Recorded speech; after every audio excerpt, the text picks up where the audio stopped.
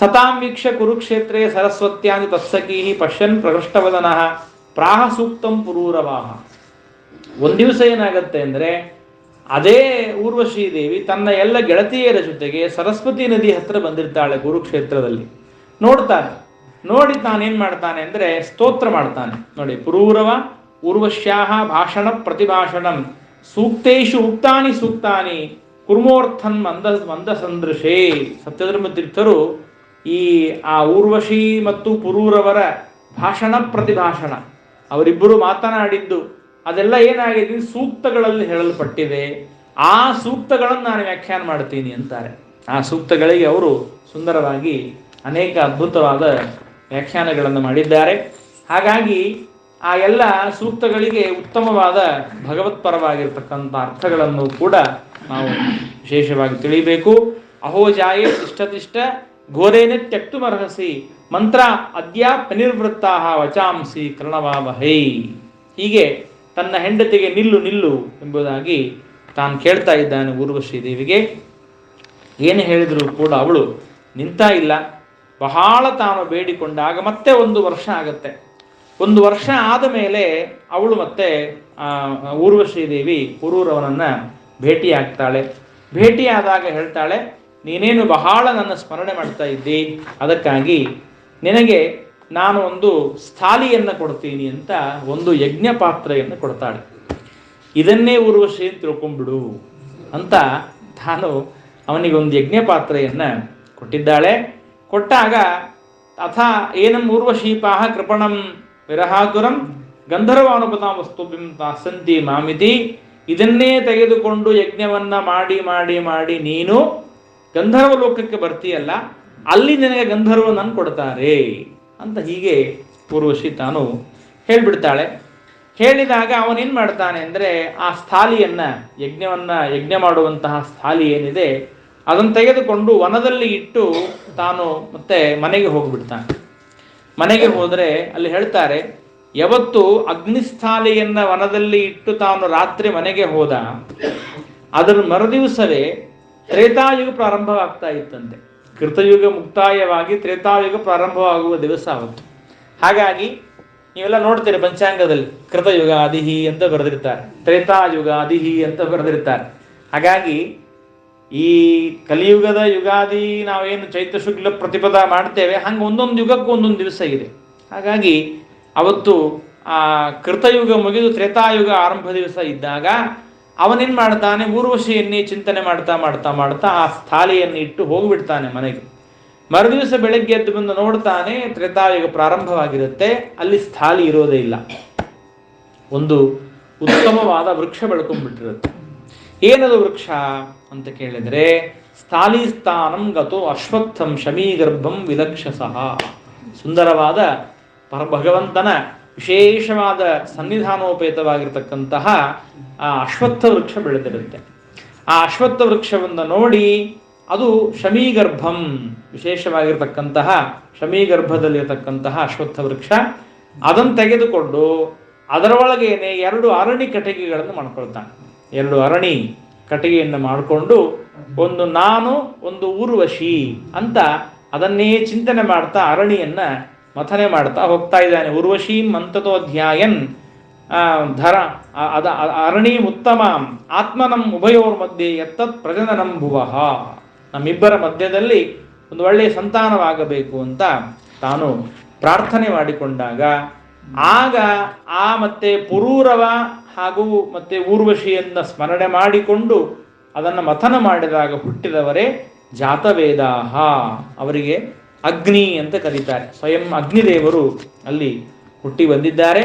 ಅವರು ತ್ರಯ್ಯಾಸ ವಿದ್ಯೆಯಾರಾಜ್ಞಾ ಪುತ್ರತ್ವೇ ಕಲ್ಪಿತ ಸ್ತ್ರೀವತ್, 3 ವೇದಗಳನ್ನು ವಿಶೇಷವಾಗಿ ತಿಳಿದುಕೊಂಡು ಆ ಒಂದು ವೇದಗಳಿಂದ ಅವನು 3 ಅಗ್ನಿಗಳನ್ನು ಗಾರ್ಹಪತ್ಯ, ಆಹವನೀಯ ಎಂಬುದಾಗಿ ಮತ್ತೆ ಆ 3 ಅಗ್ನಿಗಳನ್ನು ತಾನು ಅಲ್ಲಿ ಪಡಿತಾನೆ. ಆ 3 ಅಗ್ನಿಗಳೇ ಅವನ ಮಕ್ಕಳಾಗಿ ಅಲ್ಲಿ ಹುಟ್ಟಿ ಬಂದಿದ್ದಾರೆ ಅಂತ ಹೇಳ್ತಾರೆ. ತೇನ ಅಜಯತ ಯಜ್ಞೇಶಂ ಭಗವಂತಂ ಮದೋಕ್ಷಜಂ.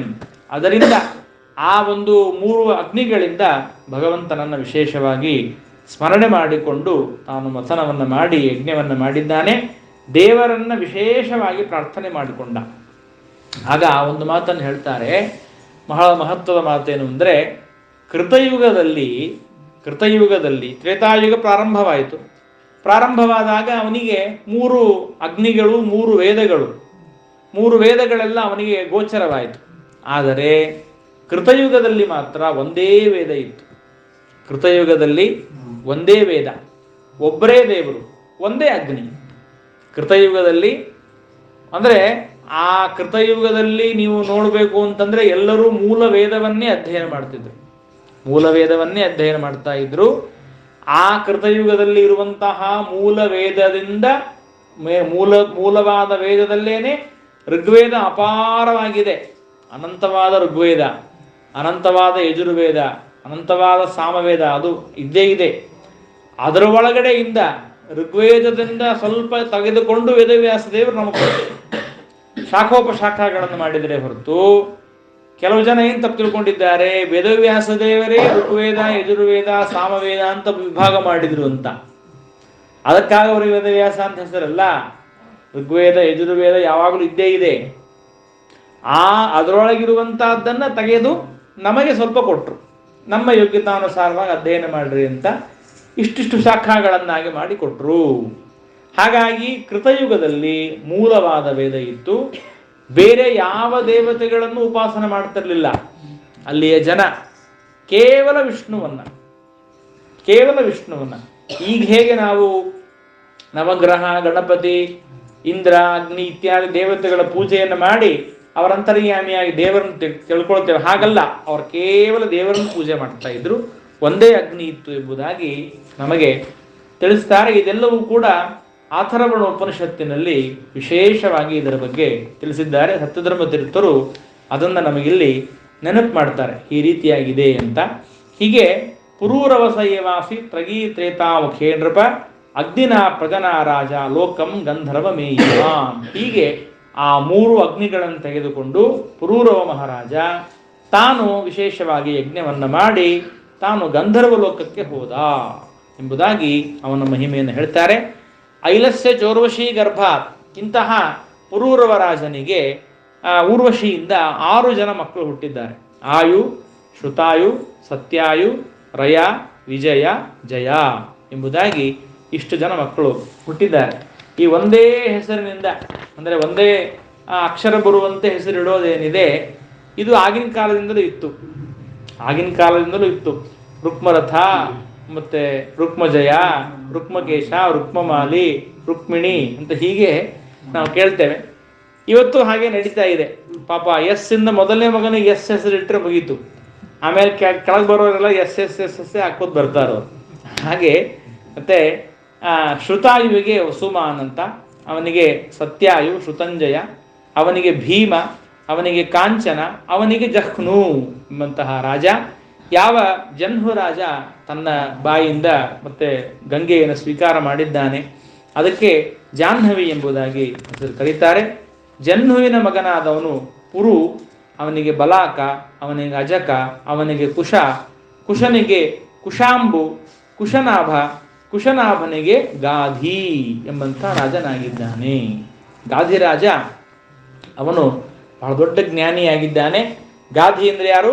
ಗಾಧೀತಿ ಶಕ್ರಹ ಅಂತಾರೆ ಶ್ರೀಮದಾಚಾರ್ಯ ಹೇಳ್ತಾರೆ, ಗಾಧಿ ಅಂದರೆ ಸಾಕ್ಷಾತ್ತಾಗಿ ಇಂದ್ರದೇವರೇ ಗಾಧಿಯಾಗಿ ಬಂದಿದ್ದಾರೆ ಅಂತ ಹೇಳ್ತಾರೆ. ಆ ಗಾಧಿರಾಜನಿಗೆ ತಸ್ಯ ಸತ್ಯವತೀಂ ಕನ್ಯಾ, ಒಬ್ಬಳು ಮಗಳು ಸತ್ಯವತಿ ಎಂಬುದಾಗಿ ಕನ್ಯೆಯಾಗಿದ್ದಾಳೆ. ಆ ಸತ್ಯವತಿಯನ್ನ ಋಷಿಕ ಋಷಿಗಳು ಬಂದು ಕೇಳ್ತಾ ಇದ್ದಾರೆ. ಋಷಿಕ ಋಷಿಗಳು ನನಗೆ ಕೊಟ್ಟು ಮದುವೆ ಮಾಡ್ರಿ ಅಂತ ಕೇಳಿದಾಗ ಏನು ವಿಚಾರ ಮಾಡಿದ, ಈ ನನ್ನ ಮಗಳಿಗೆ ಇವೇ ಹೇಗೆ ವರ ಹಾಕ್ತಾನೆ, ಹೆಂಗಾದ್ರು ಮಾಡಿ ತಪ್ಪಿಸ್ಬೇಕು ಅಂತ ಹೇಳಿ ಏನು ಮಾಡ್ತಾರೆ ಗಾದಿ ರಾಜ ಅಂದರೆ, ನೋಡಪ್ಪ ಏನು ಮಾಡಬೇಕು ಅಂದರೆ, ನನ್ನ ಮಗಳನ್ನ ಮದುವೆ ಆಗಬೇಕು ಅಂದರೆ 1,000 ಕುದುರೆ ತಗೊಂಬ. ಆ ಕುದುರೆ ಹೆಂಗಿರಬೇಕು ಅಂದರೆ ಒಂದೇ ಕಿವಿ ಕಪ್ಪಾಗಿರ್ಬೇಕು. ಕಿವಿ ಒಂದೇ ಕಪ್ಪಾಗಿರ್ಬೇಕು. ಒಂದೇ ಕಿವಿ, 2 ಕಿವಿ ಅಲ್ಲ, ಒಂದೇ ಕಿವಿ ಕಪ್ಪಾಗಿರ್ಬೇಕು.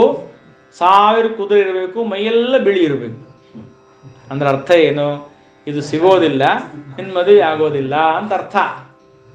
ಆದರೆ ಆ ಋಷಿಕ ಋಷಿಗಳ ಸಾಮರ್ಥ್ಯ ನೋಡಿ ನೇರವಾಗಿ ವರ್ಣಲೋಕಕ್ಕೆ ಹೋದ.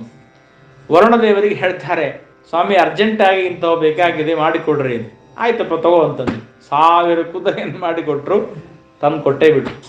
ತಂದು ಕೊಟ್ಟರೆ ಆ ಸಂದರ್ಭದಲ್ಲಿ ಅವಳನ್ನ ಆಮೇಲೆ ಅನಿವಾರ್ಯವಾಗಿ ಮದುವೆ ಮಾಡಿಕೊಡ್ಬೇಕಾಯ್ತು. ಹಾಗಾಗಿ ಸತ್ಯವತಿಯನ್ನು ಋಷಿಕ ಋಷಿಗಳಿಗೆ ಕೊಟ್ಟು ಮದುವೆ ಮಾಡಿದ್ದಾರೆ.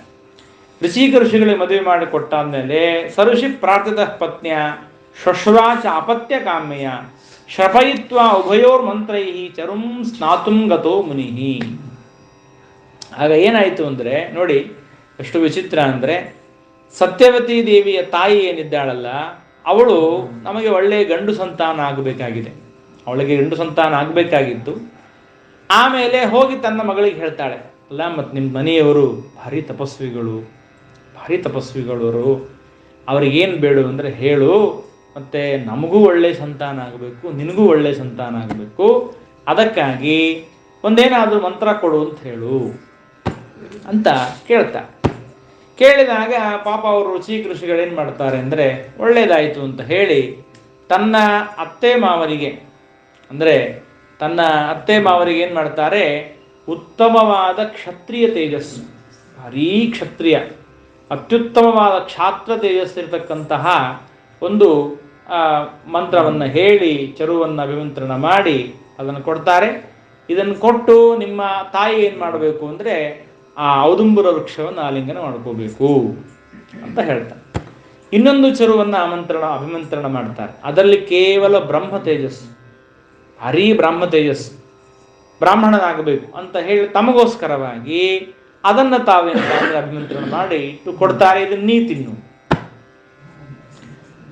ಅವ್ರ ತಾಯಿ ಏನ್ ಮಾಡ್ತಾಳೆ ಅಂದ್ರೆ, ಏನಿದ್ರು ಹೆಂಡತಿ ಮೇಲೆ ಬಹಳ ಪ್ರೀತಿ, ಹೌದಾ, ತಮ್ಮ ಹೆಂಡತಿ ಮೇಲೆ ತಮ್ಮ ಬಹಳ ಪ್ರೀತಿ ಇರ್ತದೆ. ಅದಕ್ಕಾಗಿ ನೋಡು ನಿನಗೆ ಸ್ಪೆಷಲ್ ಮಾಡಿ ಕೊಟ್ರೆ ತರ ನಿಂದೇನಾರ ಕೊಡು ಅಂತ. ಪಾಪ ಮಗಳು ತಾಯಿ ಕೇಳ್ತಾ ಇದ್ದಾಳೆ ಅಂತ ಹೇಳಿ ಏನ್ ಮಾಡ್ಬಿಟ್ಲು, ತಂದನ್ನು ಅವಳಿಗೆ ಕೊಡ್ತಾರೆ, ಅವಳನ್ನ ತಗೊಂಡ್ಬಿಟ್ರು.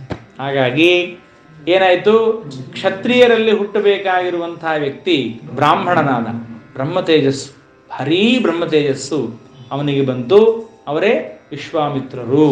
ನೋಡಿ, ಯಾವ ವಿಶ್ವಾಮಿತ್ರರು ಆ ಗಾದಿಯ ಮಗನಾಗಿ ಕುಶಿಕ ರಾಜ ಅಂತ ಆಗ್ತಾರೆ. ಮೇಲ್ನೋಡ್ಲಿಕ್ಕಷ್ಟೇ ಅವ ರಾಜ, ಕ್ಷತ್ರಿಯ, ಆದರೆ ಒಳಗಡೆ ಎಲ್ಲ ಬ್ರಹ್ಮ ತೇಜಸ್ಸಿದೆ. ಈ ಕಡೆಗೆ ತಮ್ಮ ಮನೆಯಲ್ಲಿ ಹುಟ್ಟುವಂತಹ ಮಗ ಏನಿದ್ದಾನಲ್ಲ ಅವನು ಮೇಲ್ನೋಡ್ಲಿಕ್ಕೆ ಬ್ರಾಹ್ಮಣ, ಆದರೆ ಮೇಲ್ನೋಡ್ಲಿಕ್ಕೆ ಬ್ರಾಹ್ಮಣ, ಒಳಗೆ ಕ್ಷತ್ರಿಯ ತೇಜಸ್ಸು. ಇದನ್ನ ಹೇಳ್ಬಿಡ್ತಾರ ಅವರು ಸತ್ಯವತಿ ಮುಂದೆ, ನೋಡು ಹಿಂಗೆ ಯಾಕೆ ತಪ್ಪು ಮಾಡಿದೆ ನೀನು. ತದ್ವಿಜ್ಞಾಯ ಮನಿಪ್ರಾಹ ಪತ್ನೀಂ ಕಷ್ಟಮಕಾರಶೀಹಿ ಘೋರೋ ದಂಡತರ ಪುತ್ರ ಭ್ರಾತಾಮೇ ಬ್ರಹ್ಮವಿತ್ತಮಃ. ಏನು ಹಿಂಗೆ ಮಾಡಿಬಿಟ್ರಿ ನೀವು, ಗೊತ್ತಾಗಿಲ್ಲ ನಿಮಗೆ, ಬೈತಾರೆ. ಇಲ್ಲ ಸ್ವಾಮಿ, ಏನು ಮಾಡ್ಬೇಕೀಗ, ನಮಗೆ ಹುಟ್ಟುವಂಥ ಮಗ ಭಾರೀ ಪ್ರಚಂಡನಾಗಿರುವಂಥ ವ್ಯಕ್ತಿ ಆಗ್ತಾನೆ ಅಂದಾಗ ಅವಳು ಬೆಳ್ಕೊಳ್ತಾಳೆ, ದಯಮಾಡಿ ನಮಗಂತೂ ಅಂಥ ಮಗ ಆಗೋದು ಬೇಡ, ಆ ಶಕ್ತಿಯನ್ನು ಮೊಮ್ಮಗನಿಗೆ ಕೊಡ್ರಿ ಎಂದ್ಲು. ನೋಡ್ರಿ, ಅದಕ್ಕಾಗಿ ಋಷಿಕ ಋಷಿಗಳ ಮಗ ಜಮದಗ್ನಿಗಳ ಮಕ್ಕಳೇ ಪರಶುರಾಮ ದೇವರು.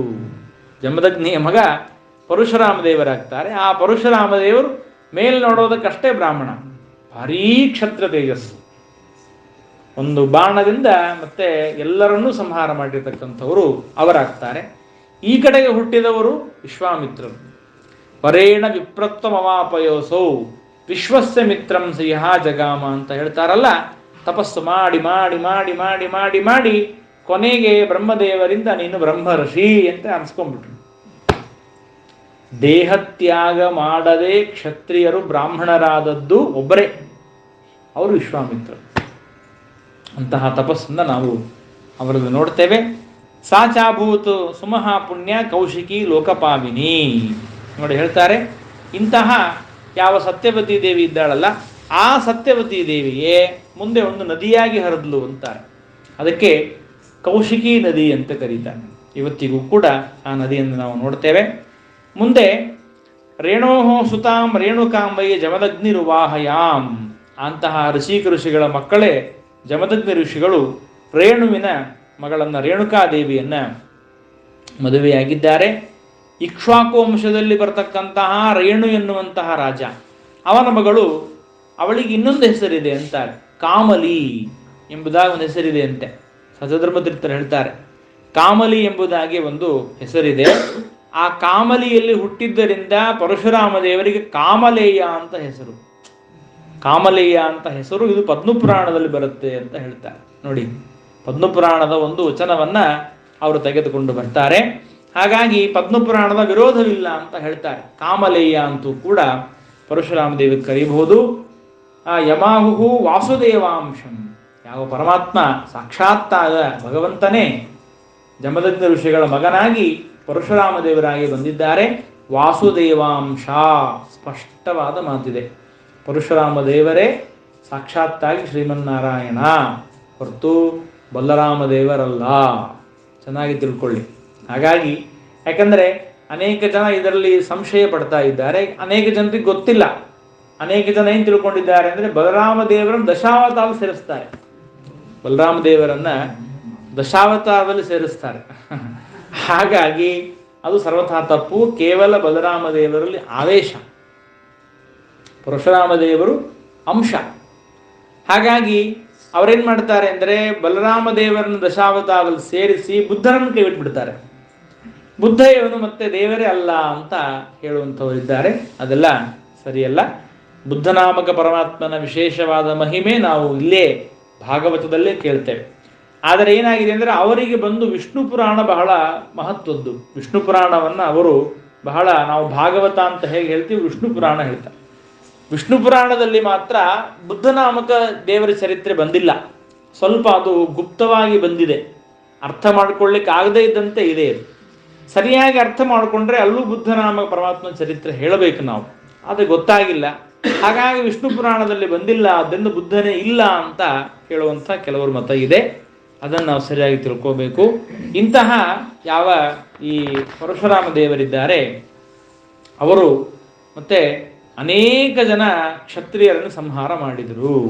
ಯಾಕೆ ಅಂತ ಕೇಳಿದ್ರೆ ಅದಕ್ಕೆ ಕಥೆಯನ್ನು ಹೇಳ್ತಾರೆ. ಹೈಹಯಾನಾಂ ಅಧಿಪತಿ ಅರ್ಜುನ ಕ್ಷತ್ರಿಯರ್ಷಭ. ಹೈಹಯ ದೇಶಕ್ಕೆ ಅಧಿಪತಿಯಾಗಿರ್ತಕ್ಕಂತಹ ರಾಜ ಕಾರ್ತಿವೀರ್ಯಾರ್ಜುನ ಅಂತ ದೊಡ್ಡ ರಾಜ. ಅವನು ದತ್ತರೂಪಿಯಾದ ನಾರಾಯಣ, ದತ್ತಾತ್ರೇಯ ರೂಪಿಯಾದ ನಾರಾಯಣನಿಂದ ವಿಶೇಷವಾಗಿ ತಾನು ತನ್ನ ಆರಾಧನೆಯನ್ನು ಮಾಡಿ ತಾನು ಮತ್ತೆ ಯೋಗ ಶಕ್ತಿಯನ್ನು ಪಡೆದಿದ್ದಾನೆ. ಅವನಿಗೆ ರಾಜ ಬಾಹು ಸಹಸ್ರವಾನ್, 1,000 ಬಾಹುಗಳಿತ್ತಂತೆ. 1,000 ಬಾಹುಗಳಿತ್ತು. ಅವ ಏನು ಮಾಡ್ತಿದ್ದ ಅಂದರೆ ಶ್ರೀರತ್ನೈಹಿ ಆವತಃ ಕ್ರೀಡನ್ ದೇವಾಂಬಸಿ ಮದೋತ್ಕಟಃ ವೈಜಯಂತೀಂ ಸಜಂ ಬಿಭ್ರತ್ ರುರೋಧ ಸರಿತಂಬುಜೈಹಿ. ಅನೇಕ ಜನ ಸ್ತ್ರೀಯರ ಜೊತೆಗೆ ಆಟವಾಡ್ತಾ ನರ್ಮದಾ ನದಿ, ರೇವಾ ನದಿ, ನರ್ಮದಾ ನದಿಯ ಪ್ರವಾಹವನ್ನು ತನ್ನ 1000 ಬಾಹುಗಳಿಂದ ಹಿಡಿದು ಬಿಡ್ತಿದ್ದಂತೆ. ಪ್ರವಾಹವನ್ನು 1000 ಬಾಹುಗಳಿಂದ ಆ ಪ್ರವಾಹವನ್ನು ಗಟ್ಟಿ ಹಿಡಿದಿಡ್ಬೇಕು, ಡ್ಯಾಮ್ ಕಟ್ಟಿದಂಗೆ ಕಟ್ಕೊಂಡ್ಬಿಡವಂತೆ, ಬಿಡ್ತಾನೆ ಇರಲಿಲ್ಲಂತೆ. ವಿಚಾರ ಮಾಡಿ, ಇಂಥ ಪರಾಕ್ರಮ ಇರಲಿಕ್ಕಿಲ್ಲ. ಹಾಗಾಗಿ ಏನಾಯಿತು ಅಂದರೆ ಹೇಳ್ತಾರೆ, ಅವನು ವಿಪ್ಲಾವಿತಂ ಸುಶಿರಭಂ. ಅದೇನಾಯಿತು ಅಂದರೆ ಒಂದ್ಸಾರಿ ಅವನ ಅದ್ಭುತವಾದ ಪರಾಕ್ರಮದಿಂದ ತಾನು ಆ ನರ್ಮದಾ ನದಿಯನ್ನೇ ತಡೆದು ಹಿಡಿದಾಗ ಆ ನರ್ಮದಾ ನದಿ ಹರಿದು ಹೋಗಲೇ ಇಲ್ಲ. ಮುಂದೆ ಹೋಗದೇ ಇರುವಾಗ ರಾವಣ ಸಿಟ್ಟಿಗೆ ಬಂದ. ಯಾಕೆಂದರೆ ರಾವಣ ಅಲ್ಲಿ ಬಂದು ತಾನು ಪೂಜೆ ಮಾಡಬೇಕು ಅಂತ ಕೂತಿದ್ದಂತೆ. ಪೂಜೆ ಮಾಡಬೇಕು ಅಂತ ಕೂತಿದ್ದ. ಕಾರ್ತಿವೀರ್ಯಾರ್ಜುನ ಪ್ರವಾಹವನ್ನು ತಡೆ ಹಿಡಿದಾಗ ಅವನ ಜೊತೆ ಯುದ್ಧವಾಡಿದ. ಯುದ್ಧವಾಡಿದರೆ ರಾವಣನಿಗೆ ಸರಿಯಾದ ಅವಸ್ಥೆಯನ್ನು ತಂದುಕೊಡ್ತಾನೆ ಕಾರ್ತಿವೀರ್ಯಾರ್ಜುನ. ಅವನನ್ನು ಹೊಡೆದು ಬಡೆದು ಅವನನ್ನು ತನ್ನ ಮನೆಯೊಳಗಡೆ ಮಂಗ ಕಟ್ಟಿದ ಹಾಗೆ ಕಟ್ಟಿದ್ದಂತೆ, ಮಂಗನನ್ನು ಕಟ್ಟಿದ ಹಾಗೆ ಕಟ್ಟಿದ್ದಂತೆ. ಹಾಗಾಗಿ ರಾವಣನನ್ನು ಸೆಳೆಬೆಳೆದವರು 3 ಜನ. ಒಬ್ಬನು ಕಾರ್ತಿವೀರ್ಯಾರ್ಜುನ, ಇನ್ನೊಬ್ಬ ವಾಲಿ, ಇನ್ನೊಬ್ಬ ಹನುಮಪ್ಪ, 3 ಜನ. ಹಾಗಾಗಿ ವಾಲಿದು ಹೀಗೆ, ವಾಲಿಯೂ ಕೂಡ ತಾನು ಮತ್ತೆ ರಾವಣನನ್ನು ಸೋಲಿಸಿ ಅವನನ್ನು ತಗೊಂಡು ಬಂದು ತನ್ನ ಮನೆಯಲ್ಲಿರುವಂತಹ ಅಂಗದನಿಗೆ ತೊಟ್ಟಲ ಮೇಲೆ ಕಟ್ಟಿದ್ದಂತೆ. ಇವತ್ತು 10 ತಲೆ ಗೊಂಬಿ ತಗೊಂಡ್ಬಂದೀನಿ ನಿನಗೆ ಅಂತ ಹೇಳಿ ಕಟ್ಟಿದ ಅಂತ ಒಂದು ಕಡೆ ಕಥೆ ನಾವು ಕೇಳ್ತೀವಿ. ಅದಕ್ಕೆ ಇಲ್ಲಿ ಆ ಮಾತನ್ನು ತಗೊಂಡು ಬರ್ತಾರೆ. ಮಾಹಿಷ್ಮತ್ಯಾಂ ಸನ್ನಿರುದ್ಧ ಮುಕ್ತೋ ಏನ ಕಪಿರ್ಯಥ. ಆ ಮಾತನ್ನ ಇಲ್ಲಿ ಹೇಳ್ತಾರೆ. ಮಾಹಿಷ್ಮತಿ ನಗರ, ಆ ಮಾಹಿಷ್ಮತಿ ಪಟ್ಟಣ ಅದು ಕಾರ್ತಿವೀರ್ಯಾರ್ಜುನನ ಪಟ್ಟಣ. ಆ ಪಟ್ಟಣದಲ್ಲಿ ಕಪಿಯನ್ನು ಯಾವ ರೀತಿಯಾಗಿ ಹಿಡಿಯಬೇಕೋ ಹಾಗೆ ರಾವಣನನ್ನು ಹಿಡಿದಿದ್ದ ಅಂತ ಒಂದರ್ಥ ಮಾಡ್ತಾರೆ. ಇನ್ನೊಂದರ್ಥ ಕಪಿಹಿ ವಾಲಿಹಿ ಯಥಾ ಅಮುಜ ತಥಾ ಏನ ಮುಕ್ತ, ವಾಲಿ ಯಾವ ರೀತಿಯಾಗಿ ರಾವಣನನ್ನು ಹಿಡಿದು ಬಿಟ್ಟ ಹಾಗೆ ಬಿಟ್ಟ ಅಂತ ಅದು ಕೂಡ ತಿಳಿಸ್ತಾರೆ. ಇಂತಹ ಕಾರ್ತಿವೀರ್ಯಾರ್ಜುನ ಏನ್ ಮಾಡಿದ ಅಂದ್ರೆ ಒಂದ್ ದಿವಸ ತಾನು ಬೇಟೆಯಾಡಬೇಕು ಅಂತ ಸಂಚಾರ ಮಾಡ್ತಾ ಮಾಡ್ತಾ ಕಾಡಿನಲ್ಲಿ ಹೋಗ್ತಾ ಇದ್ದಾನೆ. ಹೋಗುವಾಗ ಜಮದಗ್ನಿ ಋಷಿಗಳ ಆಶ್ರಮಕ್ಕೆ ಬಂದ. ನೋಡಿ, ಜಮದಗ್ನಿ ಋಷಿಗಳ ಆಶ್ರಮಕ್ಕೆ ಬರ್ತಾನೆ. ಅಲ್ಲಿ ಹವಿರ್ಧಾನಿ ಸುಂದರವಾದ ಆಕಳು, ಏನು ಅದ್ಭುತವಾದ ನಂದಿನಿ ಇದ್ದಾಳೆ. ಆ ನಂದಿನಿಯನ್ನ ಇರಬೇಕಾದಾಗ ಕಾಮಧೇನು ಇದ್ದಾಳೆ. ಆ ಕಾಮಧೇನು ಹತ್ರ ಹೋಗ್ತಾರೆ. ಜಮದಗ್ನಿ ಋಷಿಗಳು ಹೇಳ್ತಾರೆ, ಎಲ್ಲರೂ ಬನ್ನಿರಿ, ಊಟಕ್ಕೆ ಕೂಡ್ರಿ, ಎಲ್ಲರಿಗೂ ಅಡಿಗೆ ಆಗ್ತದೆ, ಎಲ್ಲ ಫಸ್ಟ್ ಕ್ಲಾಸ್ ಅಡಿಗೆ ಆಯಿತು, ಎಲ್ಲ ಊಟ ಆಯಿತು. ಕೇಳಿದ ರಾಜ, ಇಷ್ಟೆಲ್ಲ ವ್ಯವಸ್ಥೆ ಹೆಂಗೆ ಮಾಡಿದ್ರಿ ನೀವು? ಇಲ್ಲ, ನಮ್ಮ ಕಾಮಧೇನು ಇದ್ದಾಳೆ. ಹೌದಾ, ಕೊಟ್ಬಿಡ್ರಿ ಅದನ್ನು. ನೋಡ್ರಿ, ಚಲೋದಂದ್ರೆ ಕೊಟ್ಬಿಡ್ರಿ ಅಂದ್ಬಿಡು. ಹೇ ಕೊಡೋದಿಲ್ಲ ಬಿಡ್ತೀನಿ ನಾನು ಅಂತ ಹೇಳಿ ಅದನ್ನು ಅವ ತಗೊಂಡು ಹೋಗ್ಬಿಟ್ಟ. ಕಾಮಧೇನುವನ್ನ ಕರ್ಕೊಂಡು ಹೋಗಿದ್ದಾನೆ. ಕರ್ಕೊಂಡು ಹೋದ ತಕ್ಷಣ ಪರಶುರಾಮ ದೇವರು ಬಂದರು. ಕೇಳ್ತಾರೆ, ಪರುಷಂ ಯೋಯಾಮಾಸ ಸುತೂರ್ಣಂ ಚರ್ಮಕಾರ್ಮುಕಂ, ಏನಾಯಿತು, ಯಾಕೆ ಹೀಗಿದ್ದೀರಿ? ಇಲ್ಲ, ಕಾಮಧೇನು ಅಪಹಾರ ಮಾಡ್ಕೊಂಡು ಹೋಗಿದ್ದಾನೆ ಕಾರ್ತಿವೀರ್ಯಾರ್ಜುನ ಅಂದ ತಕ್ಷಣ ಮತ್ತೆ ಪರಶುರಾಮ ದೇವರ ಕೈಯಲ್ಲಿ ಖಡ್ಗವನ್ನು ಪರಶುವನ್ನು ತೆಗೆದುಕೊಂಡು ಹೋಗೇ ಬಿಟ್ರು. ಹೋಗಿ ಕಾರ್ತಿವೀರ್ಯಾರ್ಜುನ ಜೊತೆ ಯುದ್ಧ ಮಾಡಿ, ಘನಘೋರವಾದ ಯುದ್ಧ ಮಾಡಿ, 1000 ಬಾಹುಗಳನ್ನು ಕಟ್ ಮಾಡಿ ಅವನನ್ನ ಸಂಹಾರ ಮಾಡೇ ಬಂದ್ಬಿಟ್ರು. ನೋಡಿ, ಸಂಹಾರ ಮಾಡೇ ಬಂದ್ಬಿಡ್ತಾರೆ ಕಾರ್ತಿವೀರ್ಯಾರ್ಜುನನ್ನು. ಆ ಕಾರ್ತಿವೀರ್ಯಾರ್ಜುನ ಸ್ಮರಣೆ ಮಾಡಿದರೆ ಕಾರ್ತಿವೀರ್ಯಾರ್ಜುನ ನಾಮ ರಾಜಾಬಾಹು ಸಹಸ್ರವಾಂ ತಸ್ಯ ಸ್ಮರಣ ಮಾತ್ರೇಣ ಗತಂ ನಷ್ಟಂಚ ಲಭ್ಯತೆ, ಕಳೆದೋದ ವಸ್ತು ಮತ್ತೆ ಸಿಗ್ತದೆ ಅಂತ ಹೇಳ್ತಾರೆ. ಕಳೆದೋದದ್ದು ಅಂದರೆ ನಮ್ಮ ಮನೆಯಲ್ಲಿ ಇದ್ದು ಕಣ್ಣಿಗೆ ಕಾಣಿಸ್ತಾ ಇದ್ದದ್ದು. ನಷ್ಟಂ ಅಂದರೆ ನಷ್ಟವಾದದ್ದು ಅಂತ ಅರ್ಥ ಅಲ್ಲ. ಗತಂ ನಷ್ಟಂಚ ಲಭ್ಯತೆ. ಗತಂ ಅಂದರೆ ಇಲ್ಲಿಂದ ಬಿಟ್ಟು ಬೇರೆ ಕಡೆ ಹೋದದ್ದು ಅಂತ ಅರ್ಥ. ಈ ಮನೆ ಬಿಟ್ಟು ಬೇರೆ ಕಡೆ ಹೋದದ್ದು ಸಿಗ್ತದೆ. ಎರಡನೇದ್ದೇನು ಅಂದರೆ ಮನೆಯಲ್ಲೇ ಇದ್ದು ನಮ್ಮ ಕಣ್ಣಿಗೆ ಕಾಣಿಸ್ತೇ ಇದ್ರೂ ಸಿಗ್ತದೆ, ಹಂಗೆ ಅರ್ಥವೇ ಹೊರತು ನಷ್ಟವಾದ ಸಿಗತ್ತೆ ಅಂದರೆ ನಷ್ಟವಾದ ಹಾಲು ಎಲ್ಲಿ ಸಿಗುತ್ತೆ? ಪಾಕೆಟಲ್ಲಿ ಹಾಲು ತೊಗೊಂಡ್ಬರ್ತಾ ಇದ್ದೀರಿ, ಕೈ ಜಾರಿ ಕೆಳಗೆ ಬಿತ್ತು, ಮಣ್ಣೊಳಗೆ ಬಿತ್ತಷ್ಟನ್ನ ಕಾರ್ತಿವೀರ್ಯಾರ್ಜುನ ಅಂತಂದರೆ ಸಿಗೋದಿಲ್ಲ ಹಾಲದು.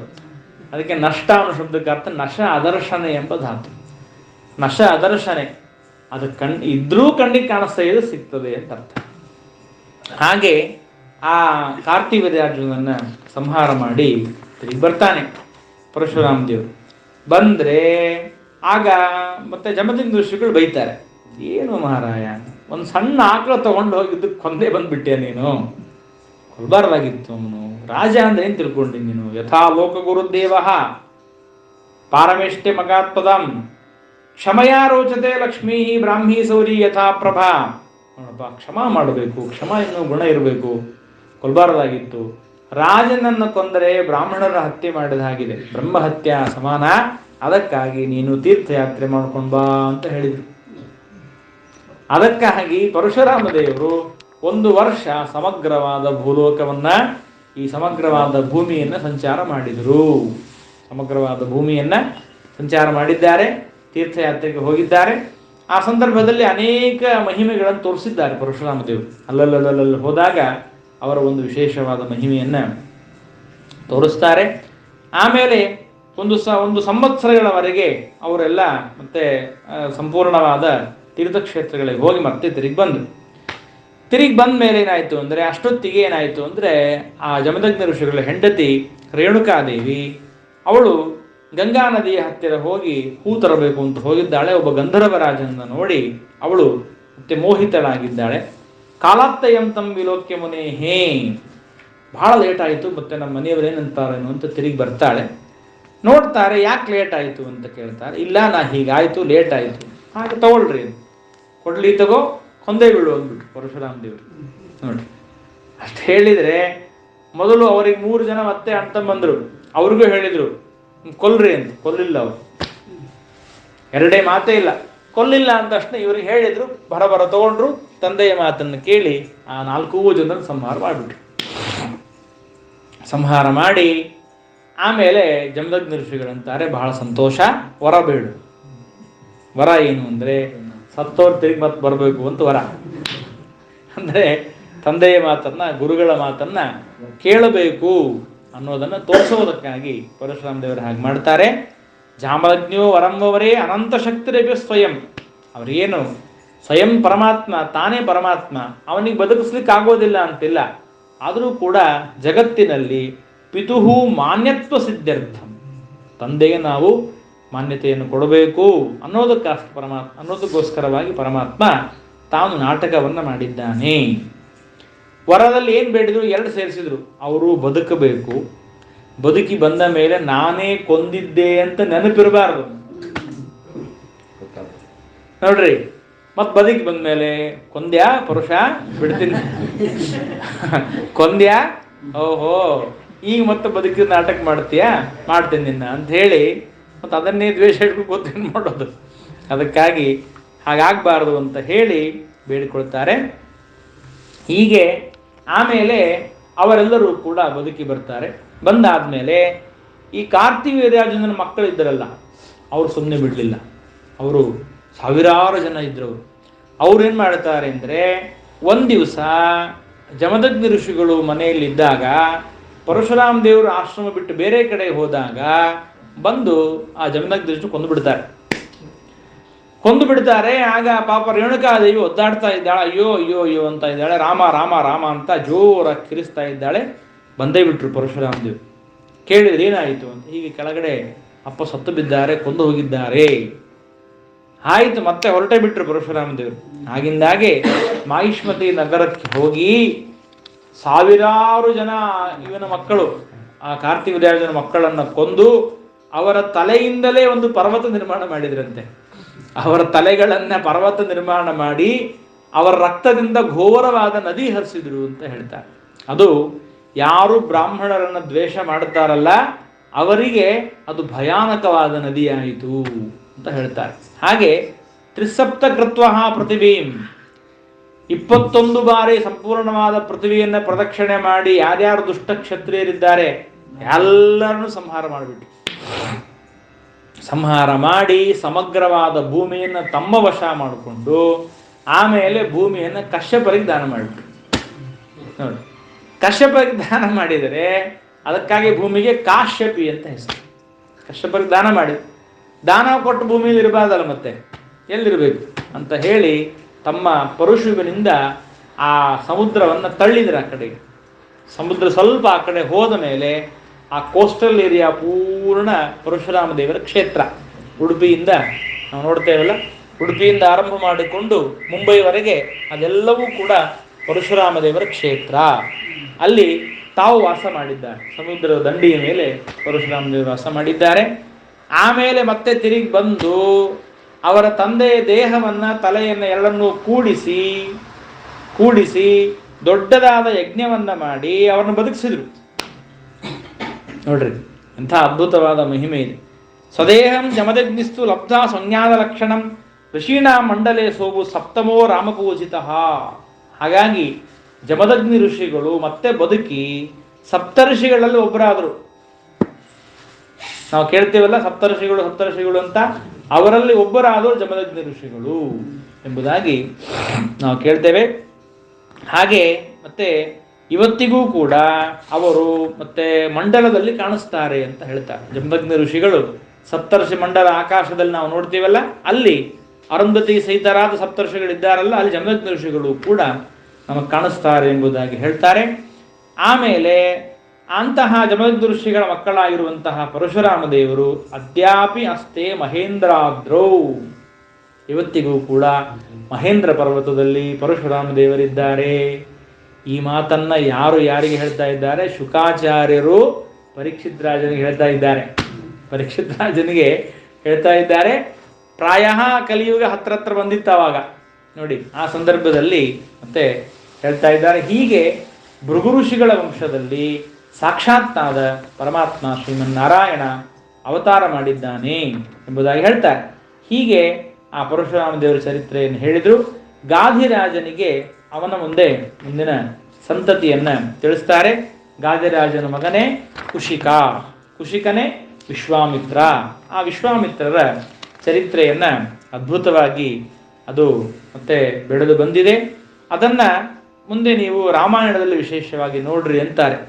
ರಾಮಾಯಣದಲ್ಲಿ ಅವರ ಚರಿತ್ರೆ ವಿಶೇಷವಾಗಿ ಬಂದಿದೆ ಅಂತ ಹೇಳ್ತಾರೆ. ಪುತ್ರಂ ಕೃತ್ವ ಶುನಶೇಪಂ ದೇವರಾತಂಚ ಭಾರ್ಗವಂ ಆಜೀಗರ್ತಂ ಸುತಾನಾಹ ಜ್ಯೇಷ್ಠ ಏವ ಪ್ರಕಲ್ಪ್ಯತಾಂ. ಹೀಗೆ ಆ ಮುಂದಿನ ಚರಿತ್ರೆಯನ್ನು ಮತ್ತೆ ನಾಳಿನ ದಿವಸ ತಿಳ್ಕೊಳ್ಳೋಣ.